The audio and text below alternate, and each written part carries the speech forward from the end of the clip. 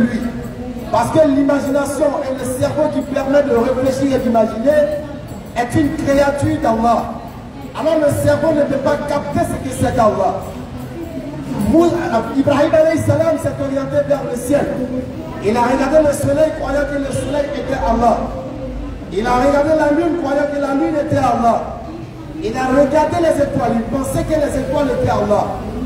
Mais il a compris que tout cela venait apparaître et disparaissait après. Et il a dit que lui n'aime pas ce qui disparaît, parce qu'en vérité, Allah il ne disparaît pas.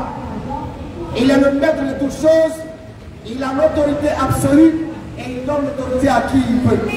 Et parmi ceux à qui il a donné l'autorité, il y a ceux que nous avons appelés les prophètes, qu'il a envoyés sur la terre. Et parmi ces prophètes, nous ne faisons aucune différence entre eux, parce que tous ces prophètes ont appelé à la soumission à Allah. C'est pourquoi nous ne faisons aucune différence entre les prophètes. Nous les mettons tous sur le même pied d'égalité. Nous ne prenons aucun prophète pour une divinité. Parce qu'aucun prophète n'a invité son peuple à l'adorer en dehors d'Allah. Et aujourd'hui, notre surprise est grande.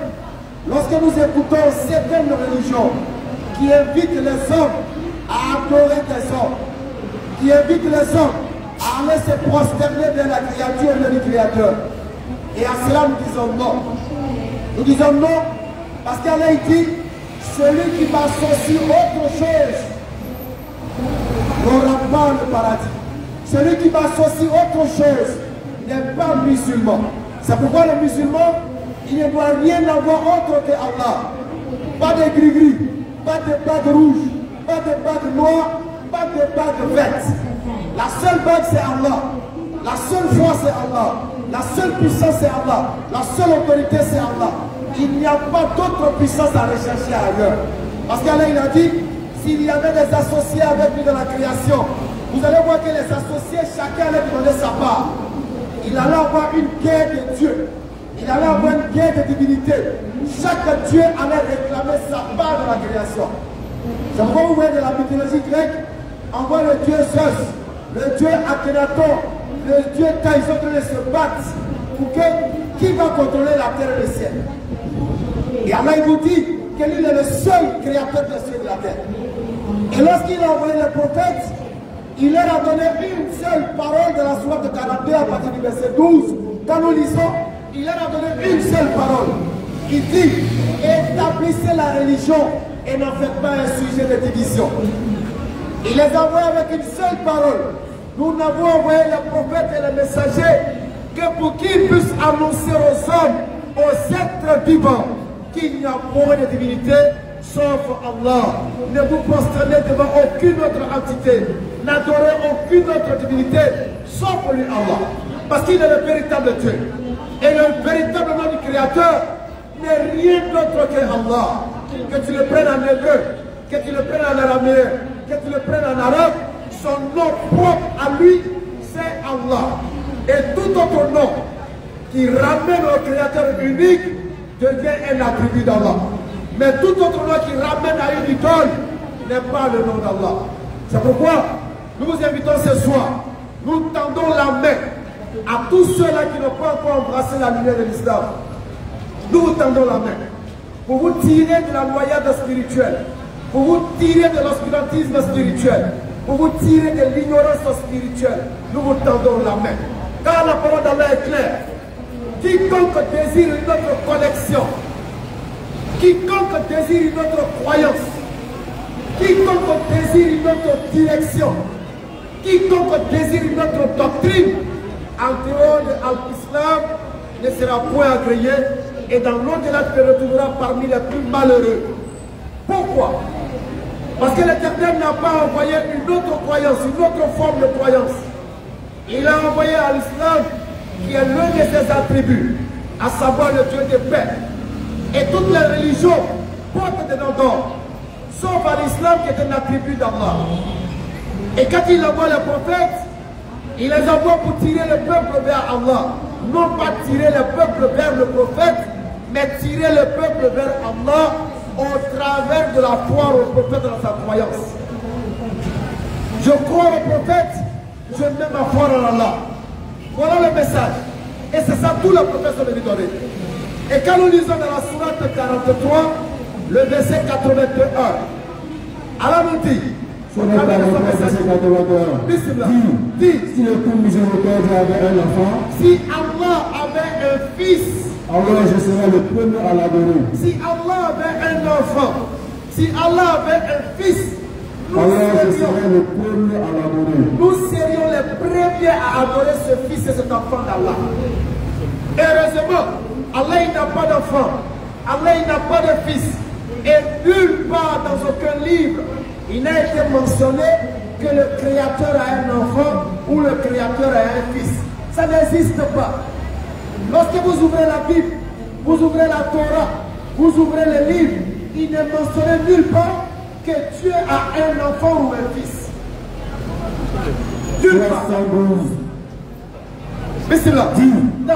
il est Allah. Il est Allah. L'unique. Il est unique. Allah. Non. Le seul à être adoré pour ce que nous désirons. Tout ce que nous souhaitons, c'est Allah nous devons invoquer. Il n'a jamais engendré. Il n'a jamais engendré. Il n'a pas été engendré non plus. Il n'a jamais été engendré. Et nul n'est égal à lui. Nul ne peut être égal à Allah. Il n'a pas engendré, il n'a pas d'enfant. Il n'a pas engendré, il n'a pas de fils. Il n'a pas engendré, il n'a pas de fille. Et dans aucun livre, il a dit que Dieu a un enfant ou que Dieu a un fils. Lui-même, il n'a pas été engendré. Il n'a pas de mère, il n'a pas de père. Dieu doit avoir une maman pour quoi faire? Un père pour quoi faire? Un enfant pour obtenir quoi? Un fils pour avoir quoi? Sourate 19, verset 92. Voici les interrogations. Ici là. Alors, Non, il ne convient nullement au tout miséricordieux d'avoir un enfant. il ne convient pas au véritable Dieu, créateur des cieux et de la terre, d'avoir un enfant. Tous ceux qui sont dans les Tous cieux et ceux sur la terre qui sont sur la terre et dans les cieux se rendront auprès du tout miséricordieux sans exception. tous auprès d'Allah, sans exception, en tant que serviteurs. Il les accepte, dénombrés et bien comptés. Allah Akbar. Nous sommes les serviteurs d'Allah. Nous sommes les serviteurs d'Allah. Nous sommes les esclaves d'Allah. Parce qu'un esclave n'a pas sa volonté, mais il fait la volonté du maître auquel il croit. Et nous, nous croyons en Allah. Nous sommes les serviteurs d'Allah. Nous sommes les esclaves d'Allah. Parce que nous sommes soumis à sa volonté et nous ne sommes pas soumis à la volonté des hommes. Nous ne sommes pas soumis à la volonté de la matière. Nous ne sommes pas soumis à la volonté d'une quelconque entité, sauf Allah. Il nous dit dans la sourate 51, verset 56, il nous dit qu'il a créé les hommes et les djinns, rien que pour qu'ils l'adorent. Voilà le but de notre création. Nous devons adorer Allah, rien qu'Allah lui seul. Que tu sois être humain ou que tu sois djinn, tu dois adorer Allah. Et nous voyons des hommes qui courent vers les djinns pour aller rechercher une certaine autorité, pour aller rechercher un pouvoir. Rappelez-vous de l'histoire de Suleiman alayhi salam. Si les djinns avaient un pouvoir, ils auraient compris que Salomon était mort. Mais ils n'ont jamais su. Allah a suscité une bête de la terre pour venir enseigner aux génies que Salomon est mort. C'est pourquoi là il a dit, s'ils avaient le secret de l'inconnaissable, ils auraient su que Suleiman était mort. Sourate 22, le verset 73. Allah nous dit, Oh homme, une parabole vous est proposée. écoutez cette parabole. Ce que vous invoquez en dehors d'Allah Tout ce que vous évoquez en dehors d'Allah, ne sera même pas créé une mouche. une mouche, elle ne peut pas créer. Quand même il s'unira pour cela. Même si tous ils s'unissaient pour créer la mouche, ils ne peuvent pas créer une mouche. Et si la mouche la déploie de quelque chose, Allah Akbar. il ne saura le lui reprendre.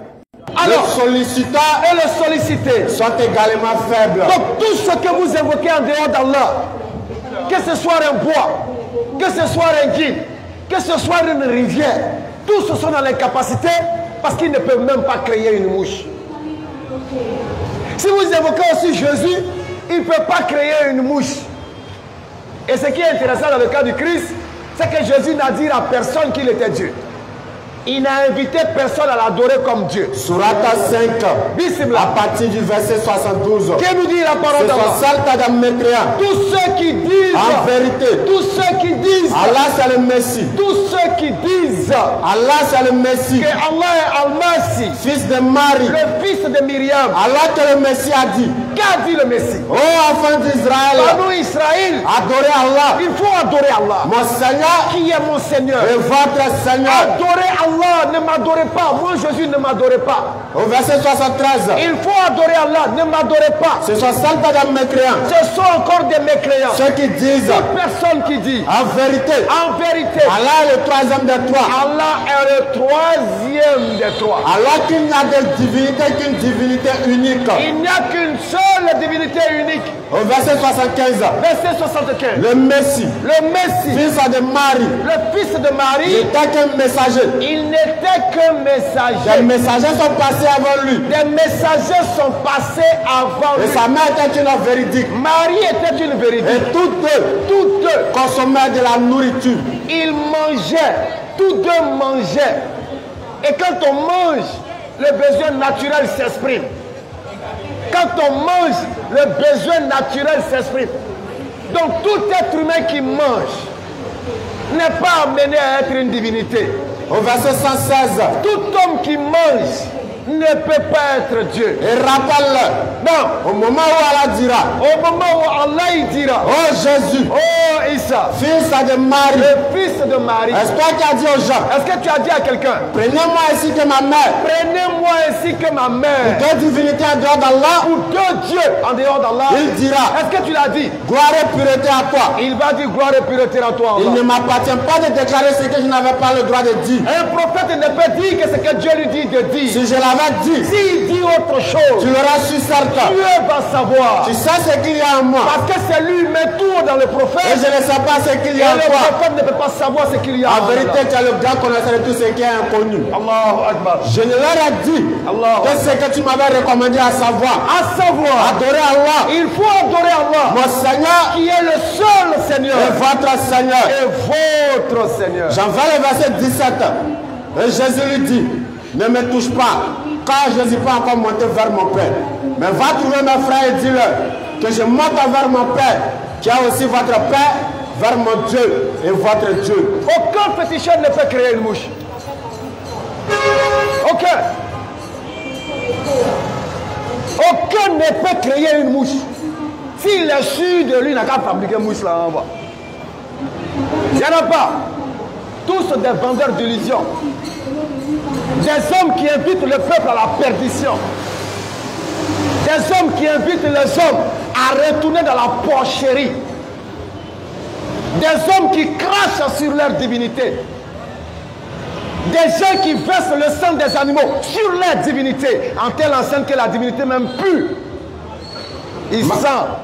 Matthieu 24 le verset 23. Que nous dit-il? Si quelqu'un vous dit alors, si quelqu'un vous dit, le Christ est ici, allez-y adorer des bois, des rivières, des montagnes, où il est là, ne le croyez pas. Ne croyez pas. Car non, il s'élèvera de faux Christ. Il s'élèvera de faux Christ. Et de faux prophètes. Et de faux prophètes. Ils feront des grands prodiges et des miracles. Ils feront de grands miracles. Au point de séduire, s'il était possible. Ils vont vous séduire. Ils vont vous faire miroiter. Si donc on vous dit, ils vont vous faire croire ce qui n'est pas. Non. Il est dans le désert. Il est dans le désert. N'y allez pas. Il ne faut pas partir. Voici. Non. Il est dans les chambres. Il est dans le bois. Ne le croyez pas. Il ne faut pas partir. Ne va pas. Si on vous dit non, laissez ça. C'est la croyance des Arabes. Laissez ça. Venons au culte de nos ancêtres. Dites-leur. Vous et vos ancêtres ne savez rien. Si vos ancêtres avaient une puissance ou une autorité, bismillah, ils se seraient ressuscités eux-mêmes de leur tombe. Surah 2, verset 170. Et quand Allah dit, non, suivez ce qu'Allah a fait descendre. Suivez ce qu'Allah il a fait descendre. Ils disent, non, non. Mais nous suivrons la coutume de nos ancêtres. Nous suivrons la coutume de nos babas. Quoi? Non. Et si les ancêtres n'avaient rien raisonné. Et si vos ancêtres n'avaient pas réfléchi. Et s'ils n'avaient pas été dans la bonne direction. Et s'ils n'avaient pas été dans la vérité. Et quand Allah dit, révélé vers ce que Allah a fait descendre la révélation. Et vers le messager, ils disent, il nous suffit ce sur quoi nous avons trouvé nos ancêtres. Toi, même si les ancêtres n'avaient rien, ils n'étaient pas sur le bon chemin. On nous fait croire que non, l'islam c'est pour les Arabes. Non, l'islam c'est pas pour les Africains. Non, l'islam c'est pour ceci. Non, l'islam c'est une religion importée. Donnez vos preuves. Sourate 25 à le verset 1er. Qu'on exalte la bénédiction de celui qui a fait descendre le livre et le discernement sur son serviteur, afin qu'il soit un avertisseur à l'univers. Donnez vos preuves. Mais nous vous rassurons que l'islam est loin d'être une religion linguistique. L'islam est loin d'être une religion raciale. L'islam est loin d'être une religion géographique. L'islam est une religion universelle. Sourate 49 à le verset 13.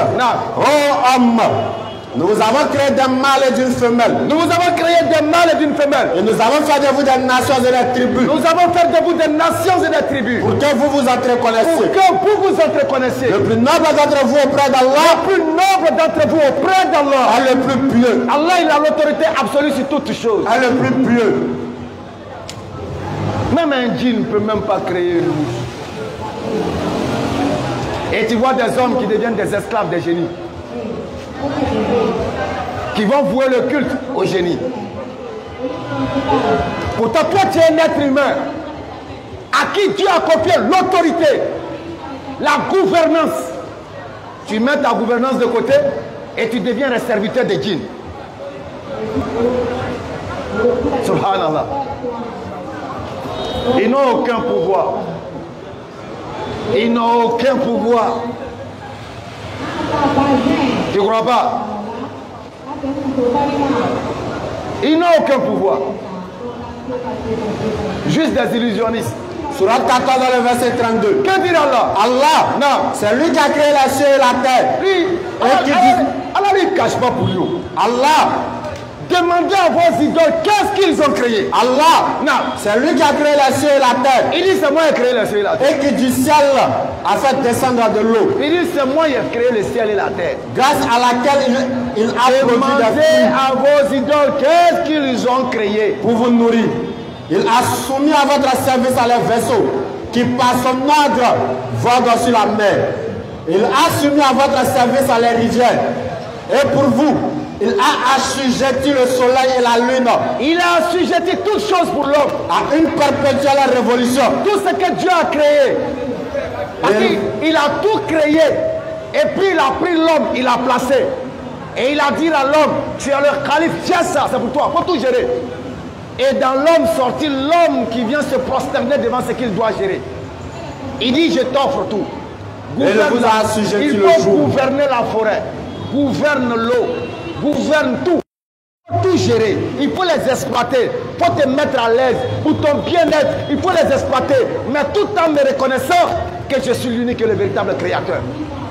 Sourate 41, le verset 37. Et de l'homme sortit l'homme qui vient se prosterner devant la créature. Parmi ses merveilles. Et qui devient un serviteur de la création. Soit la nuit et le jour. Allahu Akbar. Le soleil et la nuit. Non. Ne vous prosternez ni devant le soleil. Ne vous prosternez ni devant un arbre. Ni devant... Faux.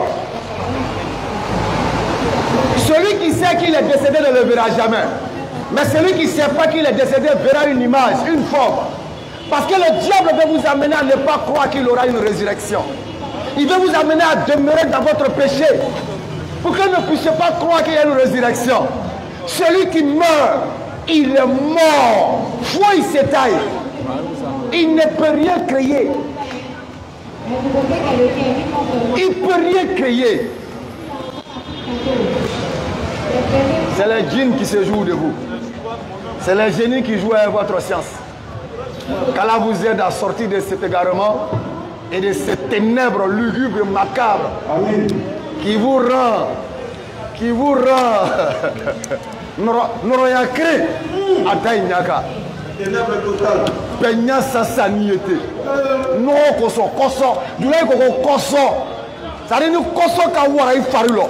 Ça se répète dans ton visage. La mécréance n'a bien pu. Lorsque la mécréance est débordante dans ton corps là. C'est-à-dire, ta face même dégage cette alléluia, alléluia. Tu es là, donc il provoque. Quand la face de nous, les musulmans purs et sincères. Amen. Alors il a dit, parlant de Iblis, le maudit, il dit, tu n'auras d'autorité que ceux qui vont te suivre. Mais quant à mes serviteurs, tu n'as aucun pouvoir sur eux. Aucun. Les djinns même vous comptez sur la même. Ils peuvent faire quoi même? Ils se cherchent. S'ils étaient forts, ils allaient enlever le voile. Ils allaient dire, enlever le voile et puis venir s'arrêter devant les hommes. On les chicoter comme si on ne les connaît pas. Pourquoi ils se cachent? Ils n'ont qu'à chuter derrière le voile, ils vont se dévoiler. Ils n'ont aucun pouvoir. Effectivement. Et ce soir, Inch'Allah, je ne sais pas, mais on a deux frères qui sont là. Déjà, si vous avez des questions bibliques, coraniques, quoi, tout, bismillah. Nous sommes à votre disposition. Dans la limite de nos connaissances, bismillah, nous nous ferons fort de répondre, Inch'Allah. Parce que si nous ne connaissons pas, nous vous dirons haut et fort. À cette question, nous n'avons pas de réponse. Mais si nous connaissons, nous allons faire l'effort de donner ce que nous pouvons. Sur ces notes, bonne arrivée, Jonky Pro Mas 15. Tu as une belle chemise là.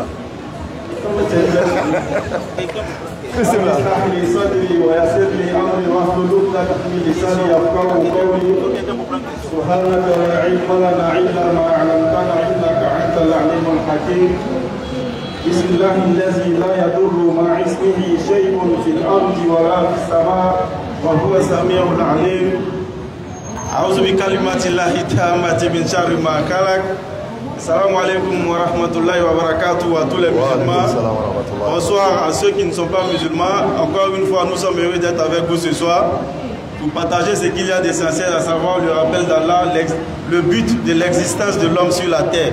Et ce soir, encore une fois, Inch'Allah, vous verrez que la vérité va s'établir d'elle-même, parce que la vérité n'a pas besoin de force, ni de mensonge, ni d'imposture. La vérité, là, n'a pas besoin de se cacher derrière quelque chose d'autre. Et vous verrez que ce soir, il sera prouvé que ceux qui brandissent le slogan du panafricanisme, en réalité, c'est le fétichisme qu'ils font. Ils ne sont pas panafricains. Ils ne sont pas panafricains. Parce que être panafricain, c'est travailler pour l'évolution de l'Afrique. Travailler pour l'évolution de l'Afrique n'a rien à voir avec le fait de jeter poli. Ça n'a rien à voir avec le fait de porter chapeau d'ozo. Faire de brandir des symboles de féminisme qu'on essaie d'attribuer à une divinité. La divinité n'a pas besoin de tout ça. Et l'évolution de l'Afrique n'a pas besoin de tous ces éléments-là. Il faut juste travailler.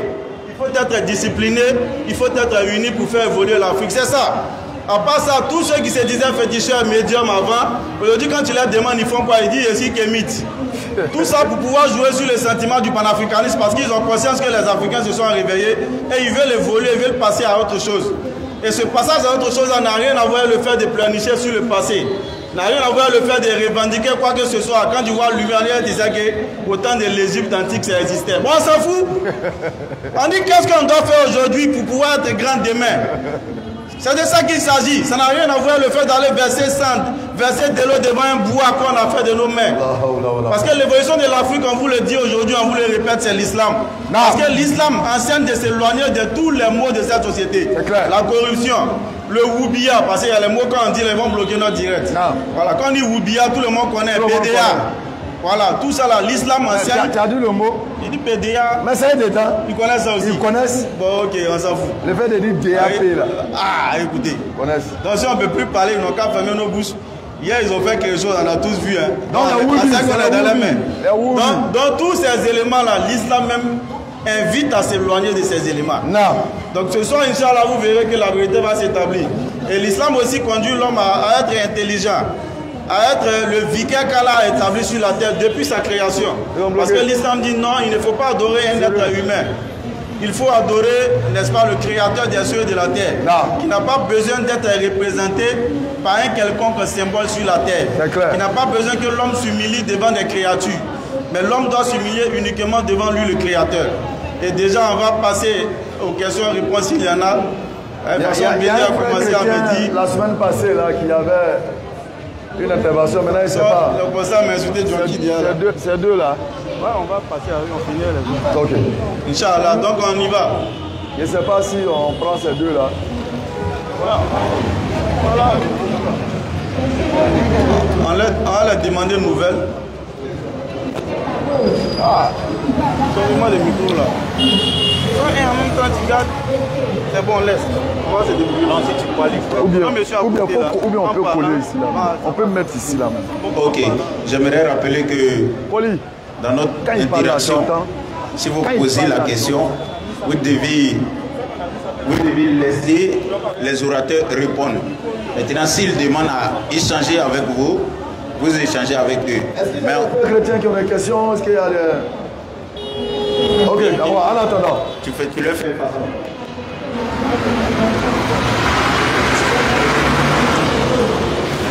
C'est-à-dire, les gens ont soif. Les gens veulent boire l'eau. Lui, il dit, donne l'eau à ancêtre. Il y a l'homme comme ça. Pardon, ici là, regarde. Attends-moi. Ici là, c'est pas pour nous. C'est un point pour un domaine public. Les gens ont soif. On nous interdit de jeter les ordures et même de mouiller le point. Pardon, il ne faut pas verser l'eau ici. C'est la vérité ici, si tu verses l'eau, tu as sorti du forum. Il ne doit pas verser l'eau. Il faut aller verser ça. Il faut aller verser ça derrière là-bas. Ils ne veulent pas avoir. Ils ont peur de la vérité. Tu es venu avant que tu le fasses. Ça, c'est ma condition. Tout le monde sait que le mec est quoi. Ça, c'est ma condition. Je ne sais pas, tu veux blaguer. Ils ont peur de qui? Je ne sais pas, il veut blaguer qui. Tout le monde sait. Calme-toi. Tu fais la vérité. Calme-toi. Calme-toi. Même les abonnés savent qu'on n'est pas tes camarades. Je pense que c'est ton chapeau là qui a fait. Laissez aller derrière vous. Laissez aller derrière vous au plateau. Il faut pas aller laver le chapeau là. Tout le monde sait que le net.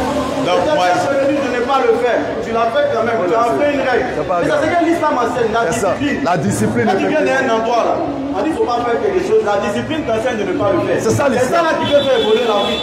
C'est pas les disciplines, le fait de porter sa voix polie. Ça ne peut pas t'envoyer quelque part. Non, Oussaz Moise. Non, voilà une preuve.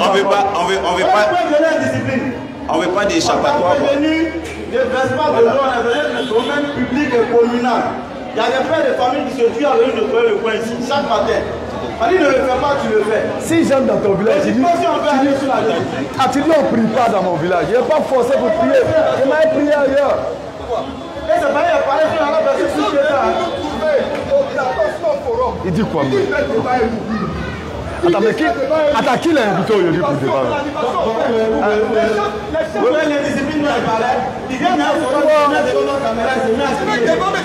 Les disciplines dont on parlait là, voilà, tu es en train de faire preuve de ça. Bon, les gens n'ont pas encore commencé. Vous voyez déjà la discipline. Est-ce qu'on commence? Est-ce qu'il pourra se retenir?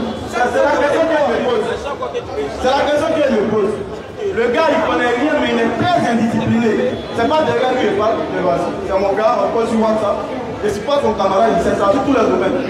Même je disais que c'est pas prétention. Même s'il porte chapeau, ça c'est pas son camarade. Même pas prétention, il le sait. Donc il est trop indiscipliné, c'est ça mon problème. Sinon, il arrive quelque part, on dit, ne prends pas bouchon si je ne vais pas prendre.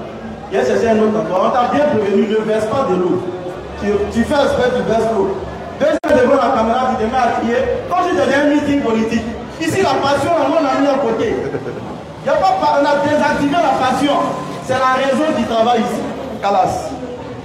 Donc quand tu es indiscipliné, on ne peut pas te prendre. Mais si tu veux, faut que l'appeler de toi, c'est ton problème. Tout le monde, même les abonnés sont témoins que moi seul, et ça aller au plateau derrière vous. Il a dit, venez 10 minutes de mon côté de l'imposteur. La vidéo est sur le net. Il dit, je suis pas prêt, que moi encore longtemps. Mais là, tu viens faire preuve de discipline. Quelle soirée là-bas là? Et monsieur assis, quand c'est que vous donnez la parole, non? Est-ce que monsieur est regardé le débat? Monsieur assis, tu as fini de terminer ma religion devant moi, je n'ai même pas commencé. Tu as dit, et te donne 2 minutes. À peine je viens commencer à parler, tu m'as dit, quelque chose, j'ai dit, ok, il n'y a même pas encore commencé. Bon. J'ai parlé le temps que vous m'avez donné, mais toi tu es indiscipliné. Donc on considère que ce n'est pas un débat. Ils veulent poser question. Ok. Question. Mais modérateur, dis-lui d'être discipliné. Parce qu'ici il y a déjà le véhicule et tout ça là, on ne veut pas venir en rajouter. Ok. Parce que le modérateur juste bon ne dépend pas. Le frère, reculez un peu à cause de la caméra. J'aimerais rappeler comme tout à l'heure, quand tu vas poser la question au prédicateur, laisse le prédicateur répondre. Même si ça te convient pas, tu les laisses répondre, tu les laisses aller jusqu'au bout. Maintenant, quand ils vont te donner la parole, ou bien ils vont te poser la question, tu as le droit de répondre. On n'aimerait pas les interactions, comme tu viens de le faire tout à l'heure, crier pour rien, parce que les gens sont ici pour venir comprendre. Donc, j'aimerais te donner ces règles en même temps, pour ne pas que quand je vais prendre mon micro, tu vas dire que non, je ne t'ai pas donné mes règles. Donc, bismillah pour la question. Merci bien le frère. Mais j'aimerais clarifier les choses en fait. L'eau que j'ai versée, ça s'appelle une libation. Voilà pourquoi vous allez voir, même à Nwambo aussi, les chefs traditionnels, avant de commencer une réunion, ils versent l'eau. Ça s'appelle une libation. Donc, il ne faut pas que mes frères vont me dire de demander la bénédiction, de m'interdire de demander la bénédiction à mes ancêtres. Ce n'est pas possible. Ok. Donc, nous on est là, nous sommes des kémites, des animistes. On suit la tradition de nos ancêtres. Comme ce sont nos frères musulmans, on les suit sur le net. Ils disent que nous sommes des adorateurs de cailloux, de montagnes, nous sommes des féticheurs. Donc nous sommes venus clarifier les choses pour leur dire qu'ils sont dans le mensonge. Ça c'est le premier point que j'aimerais clarifier les choses. Bon, d'abord avant de commencer, j'aimerais d'abord demander au modérateur, nous voulons un débat. Voilà. En fait, j'aimerais aussi rappeler que les débats chez nous ici, ça se fait sur demande. On ne peut pas venir dans un forum parce qu'on a prévu aujourd'hui de venir faire une conférence en bas du pont, d'échanger avec les gens. Ce n'était pas prévu de faire un débat. D'habitude, par exemple, si tu venais aujourd'hui pour demander le débat pour le mercredi prochain, les orateurs s'apprêtent et autres. Mais là, tu viens pour dans leurs échanges, dans leurs conférences, c'est la série de questions et réponses. Là, je vais me tourner vers les orateurs. S'ils acceptent d'aller au débat avec toi, on va aller. Mais dans nos conditions, normalement, on a débat. Et voilà. Bismillah. Vous savez, il dit 20 débats, on fait comment? Il n'y a pas de problème en tant que tel. On peut faire le débat maintenant, même séance tenante, avec un thème choisi en accord. Mais je ne sais pas s'il y a déjà des questionnaires ou bien, sinon, il n'y a aucun problème. S'il veut le débat, on peut le faire. Mais j'entends l'avis de moi. Non seulement il y a des questionnaires, mais en plus de ça, le temps est avancé. Il est déjà 17h, presque 30. Tu sais déjà comment on organise les débats. Je ne sais pas pourquoi tu veux te faire voir un peu. Le débat on a fait à la gare de Bassam là, c'est lui qui a organisé. Où on a maté les kémites là. Où ils sont venus débrouiller les fétiches et puis il a appelé les fétiches, ça ne venait pas là. C'est lui qui était l'organisateur. Lui avec un autre frère qui est devenu musulman aujourd'hui, qui est sur le net, qui s'appelle Bakem. C'est lui depuis l'Occident qui a organisé le débat. Il sait comment on fait. Maintenant il ne sait pas, on ne peut pas faire un débat en moins d'une heure. Bakem est devenu musulman. Bakem est devenu musulman, lui il ne sait pas. Lui qui parlait arabe dans le débat là, lui aussi, il est devenu musulman. C'est ça l'islam, ça force l'intelligence, la raison. Donc pour te dire que le temps a avancé, voilà. Si tu veux un débat en bonne et due forme, même demain, on organise le débat, viens à la gare de Bassam, même demain, nous on est prêts. Mais là le temps a avancé, on arrête à 18h quelque chose. Bon, donc voilà. Maintenant le thème du débat sera... D'accord. La cosmogonie. En fait, j'ai... Parce que chez nous, la vengeance, c'est comme un riz couché. C'est un plat qui se mange froid. Voilà, chez nous là, c'est un plat qui se mange froid. J'ai demandé, parce qu'il y a une fois, il est venu, les deux sont venus nous trouver dans nos forums. Ils ont demandé avec mon frère. Ce jour, on a refusé. On a dit, il faille que ça s'aille pour prendre un jour pour qu'on puisse débattre. Donc aujourd'hui aussi, ils l'ont fait. Donc ça prouve que c'est un périlleux. Parce que l'homme qui a la vérité là, même aujourd'hui il débat. Ok, il n'y a pas de souci. Je vais demander. Je vais s'il te plaît. Comme on est là, tu es là. Décidons du jour en même temps. Ok. Décidons du jour en même temps. Il n'y a pas de souci. Mercredi prochain, moi c'est ma proposition. Mercredi prochain, débat et modérateur, moi c'est ma proposition. Mercredi prochain. Même avant ça, moi j'ai une question, une seule question. Une seule question. Je vais rappeler quelque chose. Vous savez, il dit mercredi prochain pour le débat. Demain, à la gare de Bassam. Est-ce que demain ça t'arrête? J'ajoute quelque chose. Mercredi, on sait que c'est le forum. Les gens viennent, ils ont des questions à poser. On va empêcher un jour que les gens viennent poser leurs questions. Ici, on est ici une fois par semaine. Comme on arrive à la gare de Bassam 2 ou 3 fois là. Dès demain, choisis ton heure. Nous, on vient pour le débat. Si tu vas envoyer toi-même. Vous savez, comme ils l'ont dit dans l'aide de le point, un kémite ne travaille pas, voilà, un féticheur ne travaille pas, nous on travaille. Donc demain là, c'est un lieu ouvrable pour nous, on doit travailler. Donc ici là, c'est la manifestation de la vérité. Il y a ici, moi, mercredi, j'ai... Voilà, mercredi est plus propice, voilà pour moi, à mon avis, il n'y a pas de souci. C'est pas question de peur. Mais moi j'ai une question, j'ai une seule question. Voilà. Vous avez un forum vendredi, non? Vendredi. Le forum n'existe plus. Non, le forum n'existe plus. Toi, tu le sais très bien. Au plateau, voilà, et pour cause de cassure, ils ont cassé le plateau. Donc c'est là-bas que nous. Ils n'ont pas cassé le plateau. Bon, c'est une manière de parler. Ils ont cassé le lieu, voilà, où on a l'habitude de se réunir. Voilà pourquoi vous êtes ici aujourd'hui. Voilà l'idéal, le mercredi. Voilà. Demain à la descente. Comme aujourd'hui à la descente, on est ensemble. Mais tu as les prières à 18h. Nous, on vient les quitter au travail. Tu as les prières à 18h. Demain à 16h, on peut s'attraper. Demain à 16h. Entre 16h et 18h, on a 2 heures de temps. Est-ce qu'on pourra se réunir demain? Mais pas sur mon lieu de travail.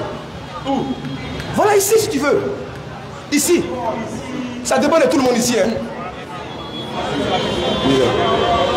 Voilà pourquoi j'ai dit, mercredi, tout le monde est là parce qu'ils savent. Mercredi, c'est notre forum. Ok. Donc demain, à 16h ici, j'ai dit ici.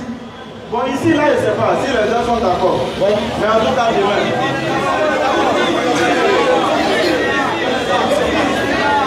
J'ai posé ma question. Attends, dans le thème.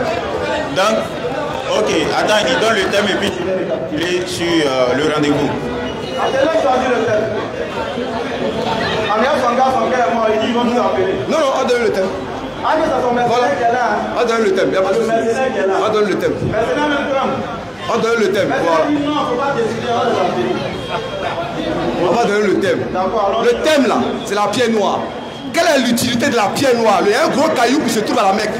Que les gens partent adorer, partent laper. Vous pouvez taper sur internet la pierre noire. Vous allez voir qu'il y a les gens qui lapent la pierre noire. Donc débat là. Quelle est l'utilité de la pierre noire en islam? Voici le débat. Voici comment on appelle le sujet. Vous savez, le thème là, ça vous convient? S'il vous plaît, silence. C'est ce qu'on appelle un débat. Un débat, c'est des idées contradictoires. C'est-à-dire que quand on donne un thème là, il faut qu'il y ait quelque chose sur lequel tu dois développer, qui va à l'encontre de l'idée de l'autre, et lui aussi fait pareil. C'est pourquoi les débats là, on choisit toujours des trucs avec des points d'interrogation, à savoir, par exemple, entre le kémitisme et l'islam, quelle est la solution pour la vie? Voilà des thèmes. Comme ça, nous, on détruit votre soi-disant kémitisme là. Si vous avez le choix de dire ce que vous savez sur l'islam, même si on sait que vous ne savez rien de l'islam. Comment moi j'ai un débat? On dit thème. Il dit entre l'islam et le kémitisme. Qui est là pour le développement? On dit thème. Alors on lui demande thème. La pierre noire. C'est quoi ça? Entre l'islam et le kémitisme, quelle est la solution pour la vie? Voilà le thème. Des garçons demain, c'est thème, la pierre noire. Pour la pierre noire. Qui a venu faire débat ça là? Thème, pierre noire. En fait, vous ne comprenez pas. Voilà. J'ai une question. Voilà. Pose la question, on va avancer. Donc, si je comprends bien, le thème de pierre noire, là, on jette ça. Mais comment vous, un homme intelligent peut dire thème, la pierre noire? Les orateurs disent que pour le débat entre l'islam et le kémitisme, entre l'islam et le kémitisme, quelle solution pour le développement de l'Afrique?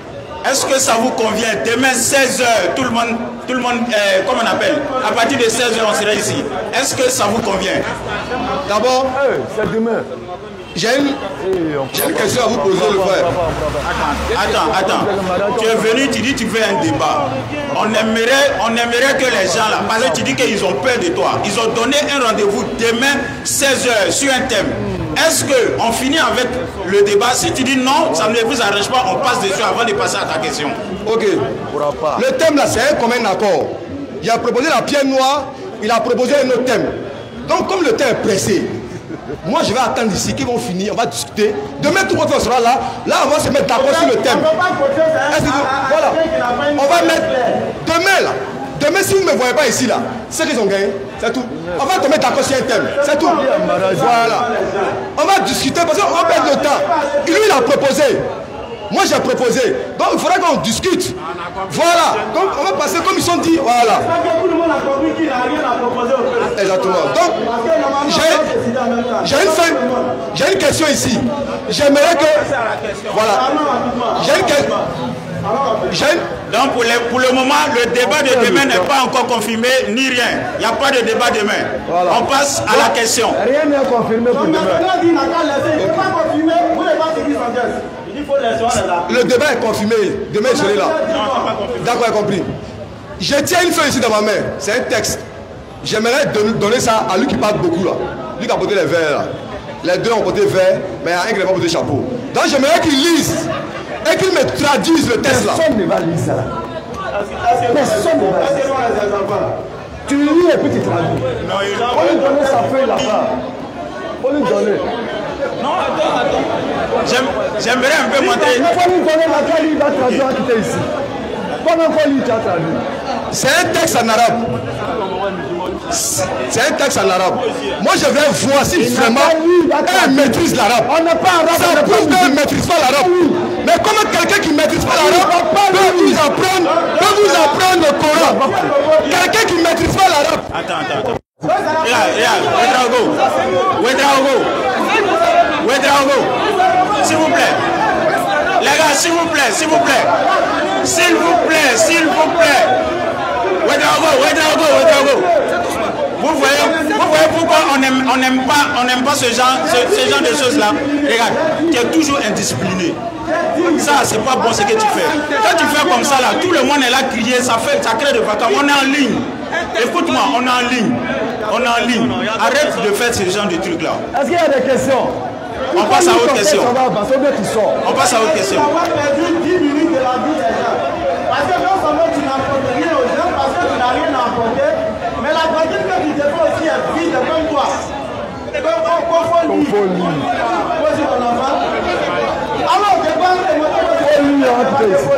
Si tu peux lire, je te donne le micro. Si tu ne peux pas lire aussi, on passe à la prochaine question. Merci.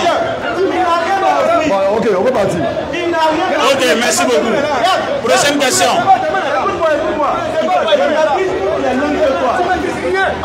Il va pas lire. C'est pas grave. Les gars, s'il vous plaît. Oui, c'est bon, s'il vous plaît. C'est bon. Non, c'est bon, tu as gagné, s'il vous plaît. C'est bon. Il va pas lire. C'est bon. Il va pas lire. Ouedraogo, fais te calmer. Il a dit quoi?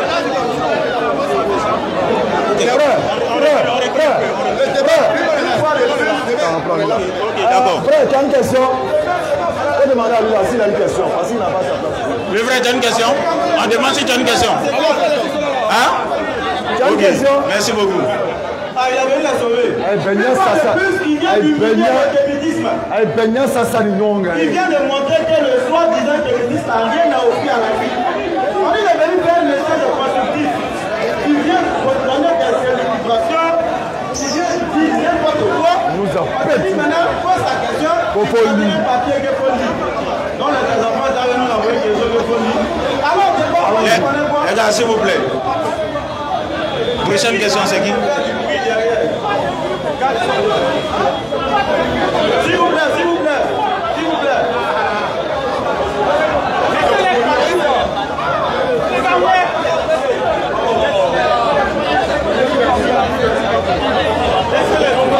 Le frère a une question, s'il vous plaît. Silence, s'il vous plaît. Allons avec le frère. Mon cœur est gâté. Je ne veux même pas qu'il parte. Salam alaikum. J'ai deux préoccupations.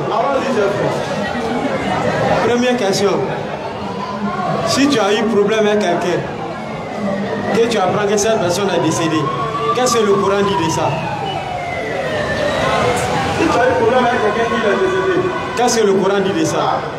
L'islam même a dit de ne pas faire 3 jours sans adresser la parole à ton frère. Parce que l'islam dit, il ne faut pas faire plus de 3 jours sans adresser la parole à ton frère. Il ne va pas donner la sentence qui suit, c'est fois.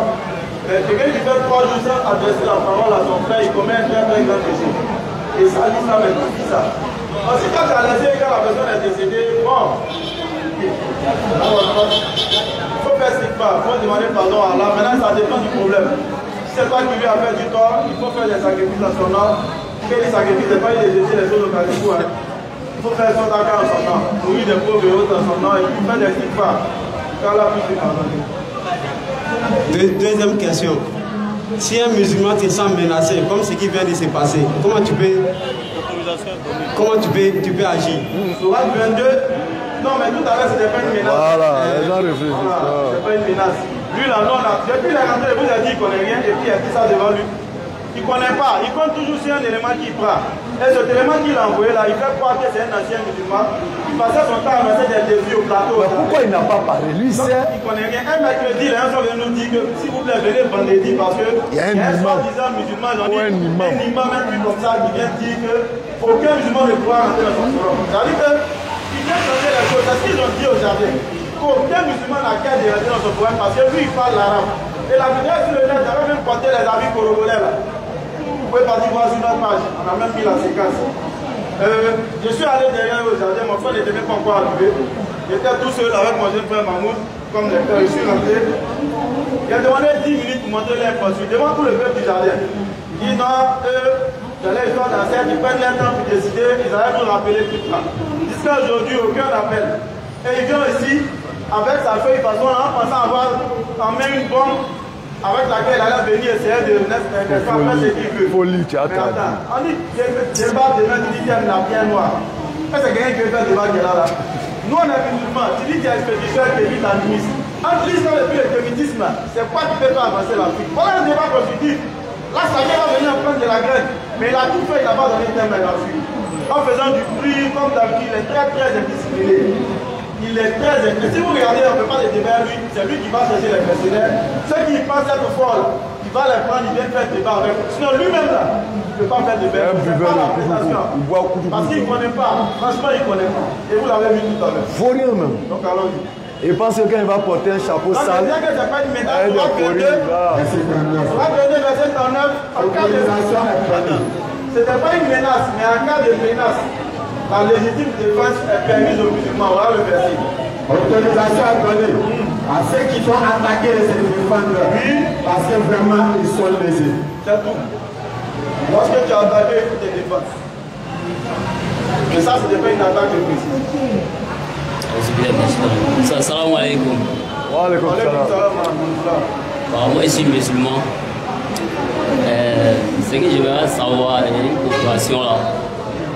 Pour quelqu'un qui était chrétien avec toute sa famille, puis bon, après avoir découvert la religion islamique, et il a décidé de se convertir en islam avec toute sa famille. Maintenant, avant sa conversion, il était marié à l'église. Maintenant qu'il s'est converti en l'islam, le mariage dont il consomme là, est-ce que dans la loi islamique, il doit se remarier en islam ou soit il peut continuer sur ce mariage qu'il a fait à l'église là, étant musulman maintenant? C'est ma question qui est là. Si il était déjà marié, son mariage est là. Ok. Parce que quand vous regardez l'histoire des compagnons, ils étaient tous mariés avant de devenir musulmans. Mais on ne lit pas dans la Sira. Voilà, c'est sport, hein, tu pourras tenir. On ne lit nulle part dans la Sira que les compagnons qui ont embrassé l'islam se sont remariés. Voilà, on n'a pas vu de preuve de ça. Donc nous on dit non, tu continues ton mariage. Assalamu alaikum Sad. Mais attendez le nom musulman là. Moi je suis un jeune musulman. Voilà, c'est la masjid dont vous envoyez. À vous poser. Voilà. C'est un peu truc, mais excusez-moi du thème, hein. C'est bientôt, comment on appelle, le mois de jeûne là. Supposons, tu jeûnes à 4 h du matin. Et qu'après la prière de 5 h, tu rentres te coucher. Souvent, ça arrive que non, dans ton sommeil, dans ton rêve là, tu te réveilles le matin et continue ton jeu, pour faire ta grande ambition, ça ne garde pas ton jeu. Ça garde pas. C'est ce que j'aimerais savoir. La fois, ça dit de vous marier là. Ce genre de choses là, ça n'arrive qu'aux célibataires. Tu n'as pas vraiment marié qui va dire s'est levé le matin et puis quelque chose s'est passé. La plupart du temps, c'est les célibataires qui ont ce problème là. Parce que comme Kacha, il est célibataire, il ne veut pas baisser le regard. Alors il dit au Coran de baisser le regard, de préserver la satiété. Bon, lui, il ne veut pas baisser le regard. Par exemple, Abidjan ici, baisser le regard, c'est difficile. Non, il a coulé bien. Où tu baisses le regard, même c'est gâté là-bas. Tu soulèves ici, c'est bien. Tu regardes à gauche, là, c'est exclusion. Donc, il ne peut pas. Donc, la préservation se trouve dans le mariage. Mais lui, il ne peut pas baisser le regard trop, parce que le regard, même, c'est pas facile. Et puis, les célibataires, ils jeûnent. Donc, la nuit, quand il dort, tous les trucs, les balles perdues qui sont passées devant lui, il n'a pas voulu regarder, mais il a vu. Tout ça, là, ça revient dans sa tête. Et automatiquement, les choses s'enclenchent. Et puis, que les choses se passent. Ça dit que ça, même, c'est un soulagement qu'Allah lui donne. Allah vient le soulager pour dire, bon, ok, comme tu es célibataire, c'est bon, il faut te libérer un peu. Donc quand il est soulagé, il se lève, il continue son jeûne. Là, il prend sa grande ambition, mais il n'a qu'à chercher à se marier où il est même. Il n'a qu'à chercher à se marier, parce que tu n'as jamais entendu un marié qui a ce problème-là. Donc vous voyez qu'à l'entame, on a dit qu'il n'y a point de Dieu en dehors d'Allah et que la vérité absolue se trouve dans l'islam. Et la preuve, ces deux-là ont démontré ça. C'est clair. Ils sont rentrés avec un air, ils ne sont pas intelligents. S'ils étaient intelligents, ils n'allaient pas proposer thème la pierre noire. Nous, on n'a qu'à aller faire quel débat sur pierre noire. On n'a qu'à aller dire quoi, thème pierre noire. Et puis on n'a qu'à faire quoi ça. Ça apporte quoi à l'Afrique, pierre noire? Ça apporte quoi? Donc voilà pourquoi il a dit que ce n'est pas constructif. Et ceux-là n'ont rien apporté à l'Afrique, ils ne vont rien apporter à l'Afrique. C'est juste ramener les Africains à l'état ou à l'époque animale encore. C'est clair. C'est-à-dire nous ramener à aller couper des bois dans les champs pour venir les déposer et invoquer ces bois-là pour solliciter leur aide. Ah, c'est quoi ça? Voilà ce à quoi ils veulent nous ramener. Ou bien aller sur une tombe pour aller invoquer un mort. Le pauvre. Quelqu'un qui est déjà mort. Il se cherche où il est là. Allez l'invoquer pour qu'il lui puisse t'aider à résoudre ton problème. Subhanallah. Quelle force a encore un mort? Quelqu'un qui attend même des doigts de toi. Qui veut que tu fasses des prières encore pour lui. Effectivement. Pour remplir encore son asanat. Même après la mort, il veut remplir son corps pour faire doigt pour lui. Toi, tu t'en vas derrière lui. Lui, il n'a qu'à t'aider à faire ci, à faire ça. C'est quoi ça? On vous a raconté, il y a des hommes qui cherchent protection auprès des djinns mâles, croyant qu'ils peuvent avoir tout pouvoir avec eux. Alors que ceux-là vous conduisent à l'égarement. Revenons à l'islam véritable. C'est ce que nous on vous dit. C'est clair. Revenons à l'islam véritable. Effectivement. Une bague ne peut pas te protéger. C'est pas possible. Un fer ne peut pas te protéger. C'est une illusion. Encore moins. Ni salon cassé ça. C'est clair. Tu as mis un petit fer, le jour où tu dois mourir, ils vont faire daoué, puis tu vas te coucher. C'est clair. Tranquille. Mais ce que tu as mis là, ça va te rendre encore plus orgueilleux. Effectivement. Ça te donne l'impression que tu dois aller là où on fait baou. C'est là-bas toi tu es parti. C'est clair. Or, celui qui n'a pas ça, lui se présente, quand il entend ça, il fait droit, et puis il quitte là. Effectivement. Mais toi, ça t'attire pour aller vers le mal. Alors protégeons-nous, préservons-nous avec la parole d'Allah. Préservons-nous, protégeons-nous avec Allah. Et délaissons toute autre forme de culte. Effectivement. Bismillah. Rapidement un verset. Tu as le verset? On va lire le verset. C'est-à-dire que pourquoi il entend les crier pierre noire? Parce que pour eux, dans leur ignorance, c'est ce qu'il disait. Ils ne connaissent rien de l'islam, encore moins du panafricanisme. Tout ce qu'ils savent, c'est jeter verser de l'eau devant fétiche, devant bois. Et comme il vient ici, il n'a rien à offrir, il dit t'aimes la pierre noire. Et dans son hérésie, il va dire les musulmans adorent la pierre noire. Alors que regardez ce qu'Allah dit, même la Kaaba on n'adore pas. À plus forte raison, un élément constitutif de la Kaaba. Si on n'adore pas la Kaaba, ce n'est pas ce qui se trouve sur ou dedans la Kaaba on va adorer. Regardez ce qu'Allah dit. Allons-y. Remonte à cause du pacte. C'est le peuple de Mohammed alayhi salatu wa salam, celui qui nous a apporté l'islam, la meilleure des créatures. Allons-y. Oui. Il adore non par le Seigneur. Oui. De cette maison, la Kaaba. D'adorer le Seigneur de la Kaaba, pas la Kaaba. Donc la pierre noire est un élément constitutif de la Kaaba, un élément qui se trouve sur la Kaaba. Si on dit de ne pas adorer la Kaaba et d'adorer le Seigneur de la Kaaba, c'est pas la pierre noire, on va adorer. Voilà comment ça finit déjà. Donc il allait venir sauter, on lui donne ce verset-là. Falyabudu rabba hazal bayt. Qu'ils adorent le Seigneur de cette maison. C'est tout. Allons-y. Et d'ailleurs, même pour ceux qui ne savent pas, la pierre noire permet de pouvoir compter le nombre de tawaf. C'est-à-dire quand les gens tournent là, ils arrivent, ils savent que là, on a fait 1. Continue encore. On a fait 2, etc. etc. On n'aura aucun culte à cette pierre noire là. Le compagnon a dit, c'est tout. Si je n'avais pas vu le messager t'embrasser, s'il n'avait pas vu le messager t'embrasser, il n'allait pas le faire parce que tu ne peux procurer ni le bien ni le mal. Clair. Ici là. Ok. Il y a une soeur qui pose la question. Elle dit, est-ce que quelqu'un qui était musulman, qui s'est converti au christianisme, est-ce qu'on peut garder la relation avec cette personne-là qui s'est converti au christianisme? Sourate 3 ou 4, 186. 386, agissez avec bonté. 4, 36. 4, 36. Sourate 4, verset 36. Sourate 4, le verset 36.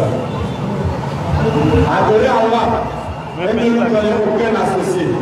Agissez avec bonté avec vos pères et mères, les proches, les orphelins, les pauvres, le proche voisin, le voisin lointain, le collègue et le voyageur et les esclaves en votre possession. Car Allah n'aime pas en vérité le présomptueux, l'arrogant. On attend le bruit, va passer un peu. Allons-y. Adorez Allah. T'as déjà lu, non? Alors, donc là c'est vrai, il est tombé dans la mécréance. Mais en t'éloignant de lui, est-ce que tu pourras l'aider à revenir? Donc en restant auprès de lui, tu peux toujours... Regarde par exemple dans la sourate 9, les mécréants qui ont rompu le pacte. Malgré qu'Allah a dit qu'ils ont rompu le pacte et qu'il a dit de les attraper et de leur faire la faute partout où ils les trouvent. Mais si l'un des associateurs te demande asile ou protection, fais-le parvenir à son lieu de sécurité. Ah, vas-y. Qu'il entende la parole d'Allah et fais-le parvenir à son lieu de sécurité. Et si l'un des associateurs te demande asile, accorde-le-lui, afin qu'il entende la parole d'Allah. Puis, fais-le parvenir à son lieu de sécurité, car ce sont des gens qui ne savent pas. Donc, il ne faut pas le rejeter stigmatiquement. Il faut chercher plutôt à l'amener à comprendre son erreur, faire droit pour lui, toujours insister pour qu'il puisse revenir de son égarement. Parce que tu t'éloignes de lui là, bon, tu le laisses, tu le livres. Qui va l'aider à revenir si toi tu l'abandonnes? Question. Il faut qu'Allah aussi passe par toi pour l'aider à comprendre son erreur. C'est clair. Donc on n'abandonne pas une personne qui se noie, mais on lui tend la main pour le tirer de l'eau. Effectivement. C'est important. C'est ça aussi le musulman. Voilà, loin de nous l'extrême. Et puis en plus, je voudrais continuer. Vous voyez ce verset là, c'est en période de guerre. Pour les détracteurs qui essaient de, n'est-ce pas, accabler l'islam, accuser l'islam de n'importe quoi, ça c'est en période de guerre. C'est dans quelle guerre vous allez entendre ce genre de paroles là? Ça veut dire qu'ils sont venus les attaquer. Ils sont venus tomber sur la communauté de Mohammed sallam. Ils sont venus faire en sorte de tuer les prophètes et les musulmans. Hey. Il a dit le mot. Non, c'est pas grave. Ils sont venus le dire. On parlait à nous, tout le monde va comprendre nous aussi. Ils sont venus dire les prophètes et les musulmans. Et ils sont venus faire en sorte que le message même s'arrête. Le but de l'existence de l'homme là. Alors même dit ça dans la même sourate. Ils sont venus faire en sorte que le message s'arrête. Donc alors il a dit, défendez-vous parce qu'ils vous ont attaqué. Au verset 13. Mais après avoir dit ça, regardez ce qu'il a dit.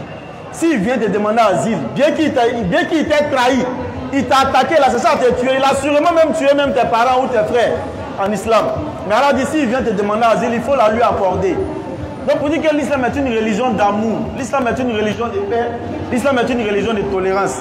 Si quelqu'un quitte l'islam, que toi tu t'éloignes de lui là, comment il va entendre la parole d'Allah? Comment tu vas essayer de le conduire vers la vérité? Comment tu vas l'exhorter? C'est pas possible. Ce genre d'enseignement là, c'est pas islamique. L'homme du prophète Abu Talib, qu'on appelle encore Abu Talib pour que les gens comprennent mieux. Abu Talib qui était le papa d'un grand compagnon d'un calife, le 4e calife qui était Ali ibn Abi Talib. Bon, lui là, il était mécréant. Il a entendu le message. Jusqu'à ce qu'il décède, le prophète n'a cessé de l'exhorter. Jusqu'à le verset a descendu sur le prophète. Pour dire, c'est pas à toi de guider ce que tu aimes. C'est pas à toi de guider ce que tu aimes vers la bonne voie. Ma ala rasoulil al-balad. Toi, ton message n'est que la transmission. Il faut juste transmettre le message. S'il a entendu, alhamdulillah. S'il n'a pas entendu, ça dépend d'Allah. Parce que Allah, il guide qui il veut vers le droit chemin. Donc c'est ça l'enseignement de l'islam. Si vous entendez quelqu'un vous dire non, ne mange pas dans la même assiette d'un non-musulman, ne collabore pas avec un non-musulman, etc., etc. Dites-leur que ce n'est pas l'islam qui a dit. C'est eux-mêmes, ce n'est pas l'islam. Voilà le verset 36 de la sourate 4. Voilà le verset 6 de la sourate 9. En temps de guerre, même Allah, il dit qu'il faut être bon envers les gens, les non-musulmans. Malgré qu'ils t'ont trahi, t'ont attaqué, Allah dit d'être bon envers eux. Et c'est ce message que les gens essaient de cacher. En dénigrant l'islam, en faisant ou en attribuant toutes sortes de fausses choses à l'islam, toutes sortes d'horreurs à l'islam. Mais alhamdulillah, les soldats sont là pour défendre la cause qui doit être défendue. Allons-y. Avant que le frère n'intervienne, il y a un frère qui a posé sa question anonymement en disant que comment Mohammed pourrait-il être sympa envers les juifs et les chrétiens alors qu'il a dit de ne même pas les saluer? C'est quel juif on ne doit pas saluer? Bon, c'est-à-dire que dans ce cas-là, pourquoi il allait marier une copte? Marié à la copte. Il a même marié une juive. Parmi ces femmes, il y avait une juive. Pourquoi? Juive des races. Sauf ceux d'entre eux qui sont injustes. Sur la 86. Merci pour le verset. Une salutation. Saluer d'une façon meilleure ou bien rendre la cérémonie. Pareil. Et puis en plus de cela, je vois de quoi il veut parler. C'est quelque chose qui était très contextuel. C'est ça. C'est-à-dire qu'ils sortent les choses de leur contexte pour faire des prétextes. Là, c'est un hadith. C'est un hadith pour sa salam. Où il a dit quand vous la voyez, ne la savez pas premier. Puis, marcher devant eux avec vraiment fou. Montrez que nous aussi on est là. C'était en période de froufrou. C'est en période de bang-bang. Ils veulent vous impressionner. Ils veulent montrer qu'ils sont forts aussi vous. Mais quand vous les croisez, vous aussi montrez que vous êtes là. C'est dans ce sens-là que la parole qu'il a dit la suit. Donc les gens, même dans un coureur, il a dit si vous les croisez, ne leur donnez pas la place. C'est dans un contexte précis où il y a l'hostilité qui est là. Chacun veut montrer à l'autre qui est le plus fort. C'est un contexte précis. Donc, quand vous voulez donner les paroles, prenez-les et puis mettez-les dans les contextes, comme la sourate 9.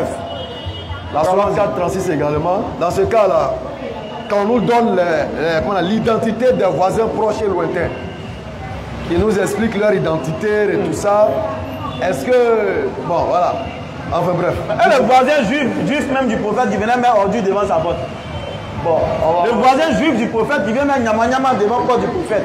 C'est-à-dire les gens, ceux qui essaient de mentir sur l'islam, mais maintenant s'ils réfléchissent souvent, ils viennent mettre nyama devant la porte du prophète, les ordures, pour ceux qui ne sont pas d'Abidjan, qui ne comprennent pas le terme nyama. Ils viennent mettre les ordures devant la porte du prophète. C'est un hadith célèbre que tout le monde connaît. À chaque fois, ils viennent mettre le vote, prend un j'étais assis taf. Il prend un sang, met ça, j'ai quoi brûlé. Jusqu'à ce 15 jours, il ne voit pas l'ordure. Il doit dire, ah Dieu merci, j'espère que lui il est mort. Puis j'espère qu'il a déménagé. Mais il ne voit pas l'ordure, il va taper la porte du gars pour dire, mais comme il n'est pas vu aujourd'hui, c'est pourquoi il vient. Quelqu'un qui dit de ne pas les saluer, il doit être content. Mais il va taper la porte du gars parce que le gars a cessé de lui faire du mal. Et le gars il devient musulman à cause de ce bon comportement. Donc, avant de me bâtir sur l'islam, vraiment il faut avoir les jambes solides quoi.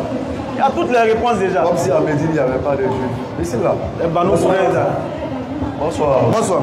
En fait, ma question du coup, après votre intervention, voilà, vous avez dit tout à l'heure, vous avez parlé des mécréants. Je cherchais à savoir, selon votre discours, qu'est-ce que signifiait les mécréants? Sourate 9, verset 30-31. Vas-y, vas-y. Ah, c'est la question. Non, dès que vous avez fini, notre stage dans son discours, m'a répondu automatiquement. Comment? Vous m'avez répondu en disant que le mécréant, c'est le non-croyant en islam. C'est facile. Ouais, bon, on a dit beaucoup de choses sur voilà, le non-croyant en islam. Celui qui ne croit pas en Allah est un mécréant. Voilà. Donc, or, la religion acceptée d'Allah, c'est l'islam. Pour les chrétiens, par exemple, ils sont des mécréants. Parce qu'ils ne croient pas en Allah, oui. Parce qu'ils ne croient pas en Allah. Ali, si tu ne crois pas en Allah, c'est comme un chrétien te dira celui qui ne croit pas en Jésus, c'est un mécréant. Ou bien, comment on appelle celui qui ne croit pas en Jésus? C'est un païen. C'est un païen, c'est ça? Un païen, c'est quoi? C'est un mécréant. Voilà. Si je comprends bien, il y a une différence entre Allah et le Dieu créateur de ceux qui Non, c'est lui, il est Allah. C'est son nom qui est Allah. Son nom Dieu créateur, c'est lui qui est Allah. C'est en lui que les chrétiens croient. Qui t'a dit? Attends, lui-même il est chrétien, non? Ton Dieu s'appelle comment? Si, il dit il est chrétien. Quelqu'un qui dit bonsoir. Ton Dieu s'appelle comment? Ah, comme il est posé là, il va devenir musulman, Inch'Allah. Ton Dieu s'appelle Jéhovah. Ah, Jéhovah, c'est pas le nom du créateur. Voilà, c'est pas le nom du créateur, son nom c'est Allah. Et en hébreu, c'est pas Jéhovah, c'est Yahweh. Jéhovah n'existe pas là-bas, c'est Yahweh. Hein? Alors Yahweh, c'est lui Dieu. C'est qui? C'est Allah. D'accord, donc si les chrétiens croient en Yahweh, alors ils croient aussi au Dieu créateur. Non, s'ils croient en Allah, ils ne sont pas chrétiens, ils sont musulmans. Ils ne sont pas chrétiens, ils sont musulmans. Mais s'ils sont chrétiens, ils croient en Yahweh. Non, Yahweh. En réalité, on ne prononce même pas Yahweh. C'est des lettres. Il n'y a pas de voyelles dedans. On ne peut pas lire. Donc c'est eux qui ont décidé de mettre les voyelles au milieu pour donner Yahweh. Pour pouvoir prononcer quoi? Alors le Yahweh veut dire c'est lui Dieu. On l'a indiqué, mais c'est qui? Jésus l'appelait Allah en araméen, Eloha en hébreu.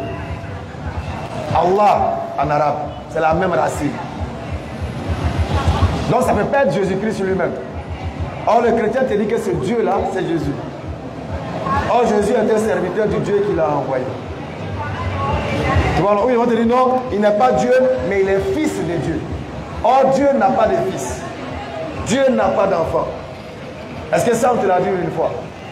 Dieu est un fils. Dieu a un fils.